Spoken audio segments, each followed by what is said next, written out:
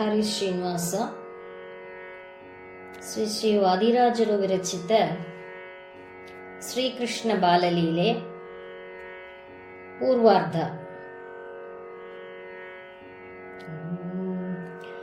ಕಮಲನಾಭನ ಪಾದ ಕಮಲಗಳಿಗೆ ನಮೋ ಎಂಬೆ ಅಮಲಮತಿಯ ಕೊಡುವುದೆಂದು ಕಮಲೆಗೆರಗುವೆ. ವಾಯು ಹನುಮ ಭೀಮ ಶ್ರೀಮದಾನಂದ ತೀರ್ಥರ ಪಾದ ಪದ್ಮಗಳಿಗೆರಗುವೆ ಪರಮ ಹರುಷದಿಂದಲೇ. ಸಕಲ ವಿದ್ವತ್ ಪ್ರೌಢರಾದ ಸುಖ ತೀರ್ಥರ ಮಥವ ಪ್ರಕಟಿಸಿದ ವ್ಯಾಸ ಮುನಿಯ ಚರಣಕ್ಕೆರಗುವೆ. ನ್ಯಾಯ ಸುಧೆಯ ವ್ಯಾಖ್ಯಾನ ಮಾಡಿ ಮಾಯವಾದಿಗಳ ಗೆಲಿದ ರಾಯ ರಾಮಚಂದ್ರರ ಚರಣಕ್ಕೆರಗುವೆ. ಪ್ರಾಣನಾಥ ವಿರಿಂಚರಿಗೆ ರಾಣಿವಾಸವಾಗಿರಲು ವೇದ ವರ್ತಮಾನಿಗಳಿಗೆ ವಂದಿಪೆ ನಾನು. ಮುಕ್ಕಣ್ಣ ಹರನು ಜಗಕ್ಕೆ ಗುರು ಎಂದೆನಿಸಿ ಶಕ್ರಸುರಾಭೀಷ್ಟರಿಗೆ ಶರಣೆಂದೆನೋ. ಮಧ್ವಮತಾಬ್ದಿ ಪೂರ್ಣ ಚಂದ್ರನಾದ ಜಯಮುನಿಯ ಪಾದಗಳಿಗೆರಗುವೆ ಪರಮ ಹರುಷದೇ. ಹಿರಿಯರಿಗೆ ಗುರುಗಳಿಗೆ ಮುನಿಗಳಿಗೆ ಋಷಿಗಳಿಗೆ ಎರಗಿ ಪೇಳ್ವೆ ರಾಮಕೃಷ್ಣರ ಬಾಲಲೀಲೆಯ. ಚಿತ್ತದೊಲ್ಲಭನ ಪಾದ ಚಿತ್ತದಲ್ಲಿ ಇಟ್ಟು ನಾನು ಭಕ್ತಿಯಿಂದ ಪೇಳ್ವೆ ರಾಮಕೃಷ್ಣ ಚರಿತೆಯ. ಕಟ್ಟಬೆಟ್ಟ ಸಾಗರ ಸುತ್ತಲಿದ್ದ ಅಸುರರ ಹೊತ್ತಿರಲಾರೇನೆಂದು ಪೃಥ್ವಿ ಅತ್ತಳು. ರಾಜದೈತ್ಯರನ್ನು ತಾಳಲಾರದೆ ಭೂಮಿ ದೇವಿ ಹೋಗಿ ಮೊರೆಯಿಟ್ಟಳು ದೇವತೆಗಳಿಗೆ. ದೇವತೆಗಳೆಲ್ಲರೂ ಭೂಮಿ ದೇವಿಯೊಡಗುಂಡು ಕ್ಷೀರಸಾಗರ ಶಯನನೆದುರು ಬಂದರಾಗಲೇ. ಗೋವು ರೂಪ ಧರಿಸಿ ಭೂಮಿ ದೇವಿ ಅಜನ ಬಳಿಗೆ ಬರಲು ದೇವಾದಿದೇವನ ಸ್ತುತಿಸುತ್ತಿದ್ದರು. ಅಂಬುದೀಶಯನನಾಗಿ ಅಂಬುಜಾಕ್ಷ ಮಲಗಿರಲು ಬಂದು ದೇವತೆಗಳೆಲ್ಲ ಸ್ತುತಿಯ ಮಾಡಲು. ವಾರಿದೀಶಯನನಾಗಿ ಅಂಬುಜಾಕ್ಷ ಮಲಗಿರಲು ಬಂದು ದೇವತೆಗಳೆಲ್ಲ ಸ್ತುತಿಯ ಮಾಡಲು. ದೇವತೆಗಳ ಮಾತ ದೇವ ಚಿತ್ತದಲ್ಲಿಟ್ಟು ಬಂದು ದೇವಕಿಯಲ್ಲವ ತರಿಸುವೆನೆಂದನು. ವಸುದೇವನಲ್ಲಿ ಹುಟ್ಟಿ ಅಸುರರ ಕೊಲ್ಲುವೆನೆಂದು ವಸುಧೆ ಬಾರ ಇಳುಹುವೆನೆಂದ ವಾಸುದೇವನು. ಹಾಸಿಗೆಯಾಗಿರುವ ಶೇಷದೇವರನ್ನೇ ಕರೆದು ಜ್ಯೇಷ್ಠನಾಗಿ ಮುಂಚವ ತರಿಸು ಎಂದನು. ಅತಿಥಿ ಕಾಶ್ಯಪರು ಮರುತ ಗಂಧರ್ವರು ಸನಕಾದಿಯೋಗಿಗಳು ಜನಿಸಿರೆಂದನು. ಮುನಿಗಳೆಲ್ಲ ತರು ಪಕ್ಷಿ ಮೃಗಗಳಾಗಿ ಜನಿಸಿದರು, ಅನಿಮಿಷರೆಲ್ಲ ಗೋಪಾಲರಾದರು. ಸನಕಾದಿಯೋಗಿಗಳು ಪಶುಗಳಾಗಿ ಜನಿಸಿದರು, ದುರ್ವ ಕಾಯುವ ಗೊಲ್ಲನಾದ ಪರಮಾತ್ಮನು. ದೇವರ ಬಾಲಲೀಲೆ ನೋಡಬೇಕೆಂದೆನುತ ದ್ರೋಣನೆಂಬ ವಸುನಂದ ಗೋಪನಾದನು. ಕೃಷ್ಣನ ಬಾಲಲೀಲೆ ನೋಡಬೇಕೆಂದೆನುತ ಆಗ ಧರಾದೇವಿಯ ಶೋಧೆಯಾದಳು. ಶೂರನಲ್ಲಿ ಕಾಶ್ಯಪ ವಸುದೇವನಾಗಿ ಜನಿಸಿದನು, ದೇವಕನಲ್ಲಿ ಅತಿಥಿ ದೇವಿ ದೇವಕಿಯಾದಳು. ದೇವಕಿ ವಸುದೇವರಿಗೆ ವಿವಾಹದುತ್ಸವ ಮಾಡೆ ದೇವದುಂದುಬಿಗಳಾವಾಗಲೆಸದು. ನಾಲ್ಕು ಬೀದಿಯಲ್ಲಿ ಕಂಸ ಅನೇಕ ಸಂಭ್ರಮದಿ ಮೆರೆಸೆ ಆಕಾಶವಾಣಿಯವನ ಕುರಿತು ನುಡಿಯಿತು. ತಂಗಿಯ ಮದುವೆ ಎಂದು ಸಂಭ್ರಮವ ಕೊಳಲು ಬೇಡ, ಕೊಲ್ಲುವನು ಆಕೆಯ ಕಂದ ನಿನ್ನನು. ಅಷ್ಟಮಿಯ ರೋಹಿಣಿಯಲ್ಲಿ ಹುಟ್ಟಿದ ಮಗನು ನಿನಗೆ ಮೃತ್ಯುವಾಹನೆಂದು ಆವಿರ್ಭೂತ ನುಡಿಯಿತು. ಆಕಾಶವಾಣಿ ನುಡಿಯೇ ಆಕೆಯ ಕೊಲ್ಲುವೆನೆಂದು ವ್ಯಾಕುಲದಿಂದ ಕಂಸ ನಡೆದು ಬಂದನು. ಭಗಿನಿಯ ಕೊಲ್ಲುವೆನೆಂದು ಬಹಳ ಕೋಪದಿಂದ ಬಂದ ಆಯುಧವನ್ನೇ ಹಿಡಿದು ಕಂಸ ಕಡಿವೆನೆನುತ್ತಲೇ ಕೂಡೆ ಹುಟ್ಟಿದವಳ ಕೊಂದು ದುಷ್ಕರ್ಮವನು ಮಾಡುವರೆ ಬೇಡ ಕಂಸ ಸ್ತ್ರೀ ಹತ್ಯ ಬೇಗಬಹುದು. ಎನ್ನ ಪ್ರಾಣಕ್ಕೆ ಮುನಿದ ತಂಗಿ ಇದ್ದು ಪ್ರಯೋಜನವೇನು, ಕಣ್ಣು ಹೋದ ಹುಬ್ಬು ತನಗೆ ಬೇಡವೆಂದನು. ಆನಕದುಂದುಬಿ ಕಂಸಗಾನೆಕ ವಿಧವಾಗಿ ತಿಳುಹಿ ಆದ ಸುತರನೆಲ್ಲ ನಿನಗೆ ಈವೆನೆಂದನು. ಎಂದ ಮಾತು ಕೇಳಿ ತಾನು ನಂಬಲಾರೆನೆಂದ ಕಂಸ ಆಯುಧವನಿಟ್ಟು ಅಡ್ಡ ದಾಟು ಎಂದನು. ಹೇಳಿದ ಮಾತು ಕೇಳಿ ತಾನು ತಾಳರೆನೆಂದ ಕಂಸ ಗಾಂಡೀವ ಇಟ್ಟು ಅಡ್ಡ ದಾಟು ಎಂದನು. ಆನೆ ಇಳಿದು ವಸುದೇವ ರಾಣಿಯ ಕೈಯ ಹಿಡಿದು ಆಯುಧವ ದಾಟಿಯರ ಮನೆಗೆ ನಡೆದನು. ಅಂದಣವನಿಳಿದು ವಸುದೇವ ಹೆಂಡತಿ ಕೈಯ ಹಿಡಿದು ಗಾಂಡೀವವ ದಾಟಿಯರ ಮನೆಗೆ ನಡೆದನು. ಆಗ ಅರಮನೆಯೊಳಗೆ ಬಾಮೆ ದೇವಕೀ ದೇವಿ ಬೇಗದಿಂದ ಋತುಮತಿಯಾಗುತ್ತಿದ್ದಳು. ಕೇಳಿ ಉಗ್ರಸೇನ ರಾಯ ಬಹಳ ಸಂತೋಷದಿಂದ ಶೋಭನವ ಮಾಡಿಸಿದ ಅಷ್ಟು ಹರುಷದಿ. ಅಷ್ಟ ಋಷಿಗಳನ್ನೇ ಕರೆಸಿ ಅಷ್ಟ ಫಲಗಳನ್ನೇ ತರಿಸಿ ಪುತ್ರಿಯ ಕೈಯಲ್ಲಿ ಫಲದಾನವ ಕೊಡಿಸಿದ. ಆಗ ಅರಮನೆಯೊಳಗೆ ಬಾಮೆ ದೇವಕಿ ದೇವಿಗೆ ಬೇಗದಿಂದ ಪ್ರಥಮ ಗರ್ಭವಾಗುತ್ತಿದ್ದಿತು. ಕೇಳಿ ಉಗ್ರಸೇನ ರಾಯ ಬಹಳ ಸಂತೋಷದಿಂದ ಶ್ರೀಮಂತವ ಮಾಡಿಸಿದ ಅಷ್ಟು ಹರುಷದಿ.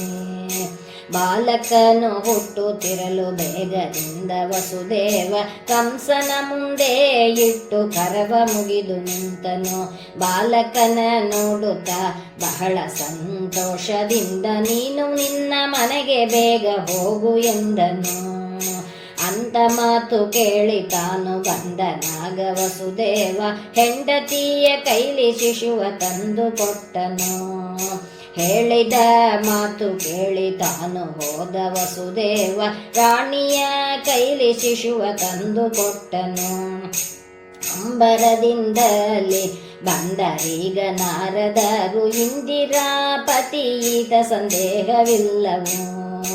ದೇವಕಿ ವಸುದೇವರಿಗೆ ಸೆರೆಯ ಸಂಕೋಲೆ ಹಾಕ್ಸಿ ಬಾಗಿಲ ಮುಂದೆ ಭಟರ ತಂದು ಕಾವಲಿಟ್ಟನು. ನಾರದನ ಮಾತು ಕೇಳಿ ಬಹಳ ಕೋಪವನ್ನೇ ತಾಳಿ ಆಯುಧವನ್ನು ಹಿಡಿದು ಅರಮನೆಗೆ ಬಂದನು. 6 ಮಂದಿ ಪುತ್ರರ ದೇವಕಿಯು ಪಡೆದಿರಲು ಆಗ ಕಂಸ ಶಿಲೆಯೊಳಪ್ಪಳಿಸಿ ಕೊಂದನು. 7ನೆಯ ಗರ್ಭ ದೇವಕಿಗೆ 3 ತಿಂಗಳಾಗುತ್ತಿರಲು ಮಾಯೆ ಸೆಳೆದುಕೊಂಡು ರೋಹಿಣಿಯಲ್ಲಿಟ್ಟಿತು. ಸೆಳೆಯಪಟ್ಟು ಶೇಷನಾಗಿ ಸಂಕರ್ಷಣನೆಂದೆನಿಸಿ ಜನಿಸಿದಾನೆ ರೋಹಿಣಿಯ ಗೃಹದೊಳಗಲೇ. ದೇವಕಿಗೇಳನೆಯ ಗರ್ಭ ಶುರುವಾದವೆಂದು ಬಹಳ ವಾಕ್ಯದಿಂದ ಜನರು ಆಡಿಕೊಂಬರು. ದೇವಕಿಯ ಗರ್ಭದೊಳಗೆ ದೇವಶ್ರೀ ಹರಿಯು ಜನಿಸೆ ಬಹಳ ವಾಕ್ಯದಿಂದ ಜನರು ಆಡಿಕೊಂಬರು. ಅಕಳಂಕ ಚರಿತ ದೇವಕಿಯ ಬಸುರೊಳಗೆ ಬಂದಿರಲು ವಿಕಸಿತವಾದುದು ಅವಳ ಮುಖ ಕಮಲವು. 3 ಲೋಕವ ತಿರುಗೆ ನಾರದ ಮುನಿಯು ಬರಲು ಬುದ್ಧಿ ಕ್ಷಮೆಯಿಂದ ಮಾತನಾಡುತ್ತಿದ್ದನು. ಪೂರ್ವಕಾಲದಲ್ಲಿ ಕಾಲನೇಮಿ ವಿಷ್ಣು ಕೈಯಲ್ಲಿ ಮರಣ ನಿನಗೆ ಈ ಜನ್ಮದಲ್ಲಿ ಹರಿಯ ಕೈಯಲ್ಲಿ ಮರಣವೆಂದನು. ಒಂದು ದಿವಸ ದೇವಕಿಯ ಮಂದಿರಕ್ಕೆ ಬಂದ ಕಂಸ ತಂಗಿಯ ಮುಖದ ಕಾಂತಿಯ ನೋಡಿ ಬೆರಗು ಬಿದ್ದನು. ಎಂದಿನಂತಲ್ಲ ಗರ್ಭ ಚಂದವಾಗಿ ತೋರುತ್ತಿದೆ, ಕೊಂದೀತು ಎನ್ನ ಸಂದೇಹವಿಲ್ಲವೋ. ದೇವಕಿ 8ನೆಯ ಗರ್ಭ ಬಹಳ ಎಚ್ಚರಿಕೆ ಎಂದು ಹೇಳಿದನೆ ಕಂಸ ತನ್ನ ಆಳು ಮಂದಿಗೆ. ದೇವಕಿ ವಸುದೇವರಿಗೆ ಸೆರೆಯ ಸಂಕೋಲೆ ಹಾಕ್ಸಿ ಬಾಗಿಲ ಮುಂದೆ ಭಟರ ತಂದು ಕಾವಲಿಟ್ಟನು. ಪುರದ ಬಾಗಿಲುಗಳಿಗೆ ಜನರು ಎಲ್ಲ ನಿದ್ರೆಗೈವ ಸಮಯದಲ್ಲಿ ದೇವಕಿ ದೇವಿಯ ನಡು ನೊಂದುವು.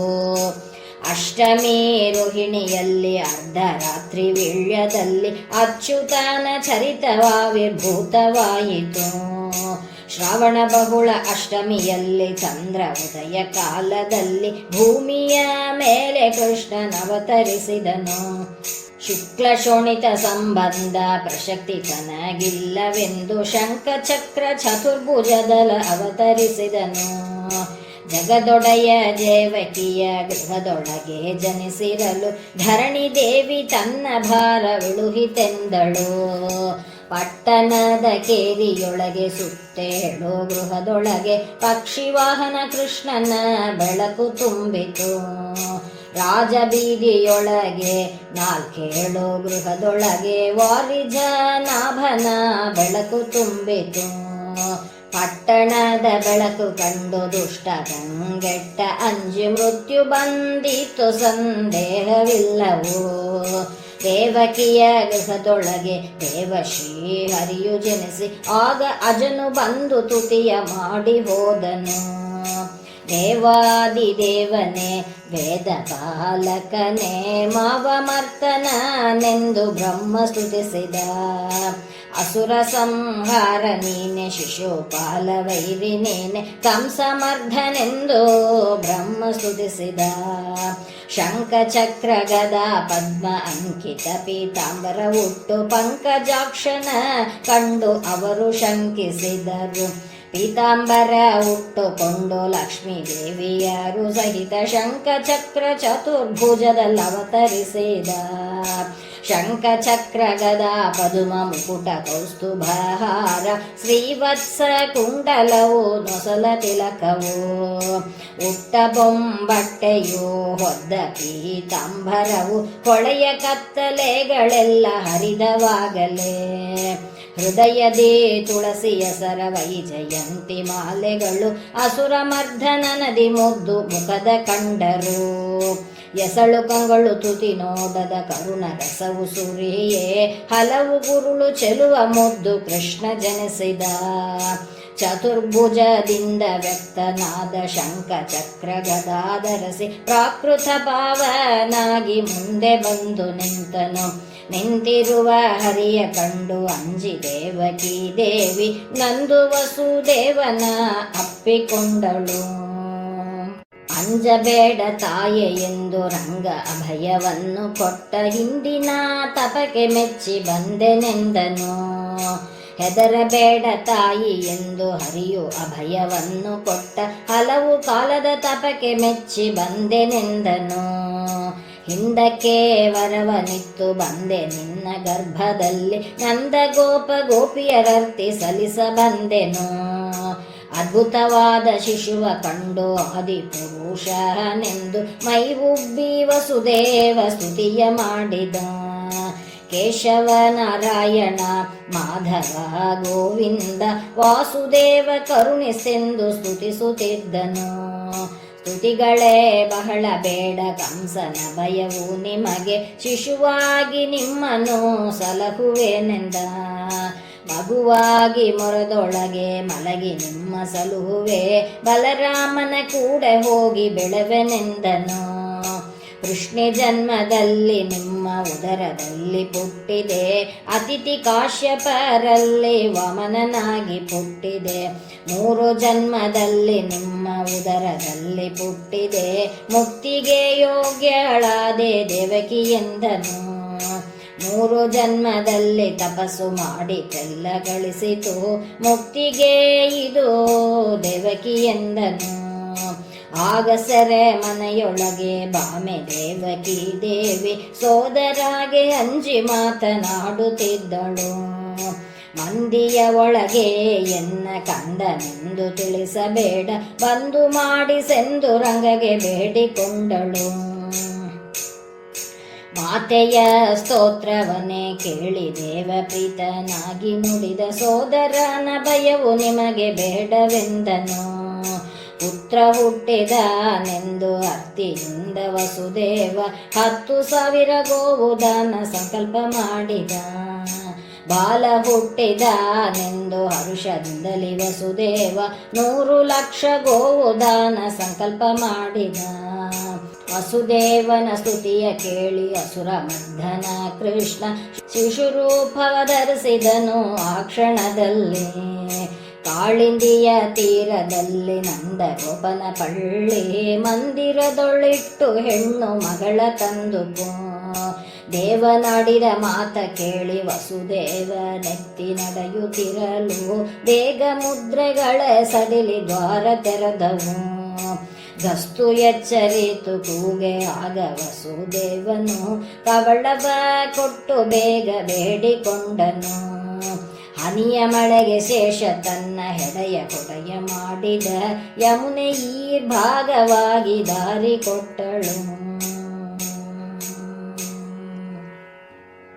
ಹರೇ ಶ್ರೀನಿವಾಸ.